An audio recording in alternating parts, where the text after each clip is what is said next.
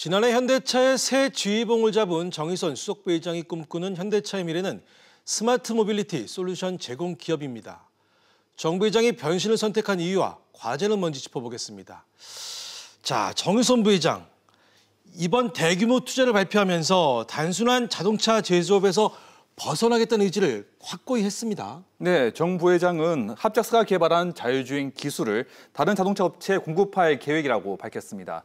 그러니까 구글이 안드로이드를 삼성전자나 LG전자에 판매하는 것처럼 현대차도 자율주행 플랫폼을 판매하는 소프트웨어 사업을 하겠다는 뜻입니다. 네. 정 부회장은 현대차를 소프트웨어 업체로 변신시키겠다는 계획을 계속 언급해 왔었는데요. 네.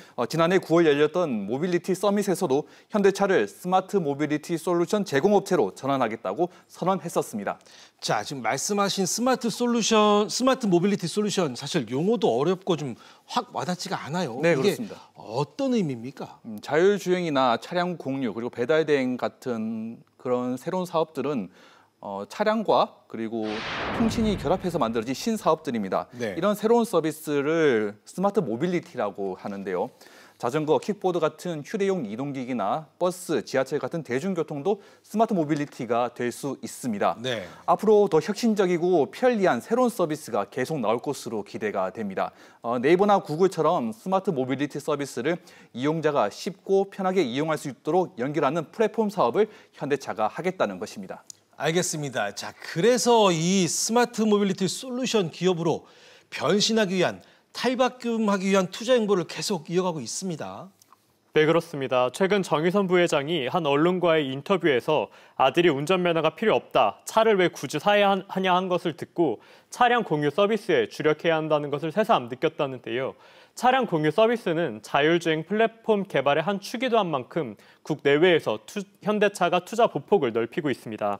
지난해 동남아시아 최대 업체인 그랩에 투자를 한 데 이어 지난 3월에는 인도의 올라에 투자했습니다. 국내에서도 차량 호출 서비스 KST 모빌리티와 함께 자율주행 업차 코드 42에 투자했습니다. 알겠습니다. 자, 하지만 자동차를 만들던 그 전통적인 제조업체에서 이런 그 스마트 모빌리티, IT 기업으로 탈바꿈하기 위한 과정이 쉽지만은 않을 것 같습니다. 네, 그렇습니다. 플랫폼 사업은 IT 산업입니다. 빠르고 유연한 의사결정을 할 수 있는 조직 문화가 필요한데요. 현대차는 경직되고 보수적인 조직으로 유명합니다. 그리고 플랫폼 사업은 시장 선점이 가장 중요한데요. 글로벌 컨설팅 업체 아서디 리틀은 스마트 모빌리티 플랫폼이 이용자를 끌어오기 위해서는 먼저 새로운 서비스를 최대한 빨리 제공해야 한다고 조언했습니다. 네. 하지만 경직된 조직에서는 이런 조언마저도 쉽지가 않습니다. 정 부회장의 현대차 조직 개선이 늦어질수록 플랫폼 산업은 더 어려워질 수 있습니다. 자, 조직 개편 얘기는 뒷부분 가서 다시 한번 하기로 하고요. 자, 수소차 역시 현대차가 심혈을 기울이는 과제 중 하나인데, 네. 자, 현재 상황은 어떻습니까? 현대차의 수소차 산업은 최근에 구체적인 성과가 나오고 있습니다. 네. 지난 상반기에는 넥소 수소차 모델이 일본 도요타 미라이 판매량을 처음으로 앞질렀습니다. 정부의 수소차 육성 전략이 맞물리면서 국내 판매가 크게 증가한 덕분입니다. 예. 지난달에는 유럽 수소차 시장 공략을 위해 스위스 에너지 기업과 합작 법인을 세웠는데요. 환경 규제가 까다로운 유럽에 2025년까지 수소 대형 트럭 1,600대를 공급한다는 계획도 발표했습니다. 또 미국의 엔진 발전기 기업 커민스와 수소 연료 전지 시스템을 공급하는 양해 각서도 체결했습니다. 자, 여기서 또 궁금한 것이요. 현대차는 왜 전기차가 아니라 수소차에 집중을 하는 걸까요? 네, 현대차가 수소차에만 더 집중한다고 보긴 어려울 것 같습니다. 네. 현대차는 현재 전기차와 수소차 모두 투자하고 있는데요. 수소차에 대해서 구체적인 성과를 거둔 것이 일본의 도요타와 우리 현대차입니다. 네. 전문가 설명 들어보시죠. 연료된 전기차가 미국 같은 경우도 GM이 상당히 많이 했었어요. 열심히들 했었는데 사실상 상용화까지 간 회사가 크게 토요타와 우리나라의 현대기아차인 거죠. 안 하지 않았습니다, 다른 회사도. 또한 수소차의 상용화 시점은 전기차보다 오래 걸릴 것으로 예상되는데요. 현재 수소 충전소 1개 구축에 30억 원이 드는 등 인프라 구축 비용이 부담이 큽니다.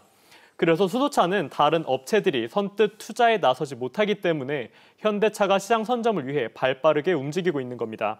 그렇군요. 자, 김 기자. 네. 결국 정의선 부회장이 자율주행차에 승부를 건 것도 수소차와의 시너지 효과를 거둘 수 있다는 기대감 때문이라고 봐야겠죠? 네, 정 부회장은 자율주행 합작사를 발표하면서 수소차가 자율주행에 가장 좋은 플랫폼이라고 강조했습니다. 네. 정 부회장은 장거리를 운행할 수 있는 수소 전기차는 자율주행에도 적격이다.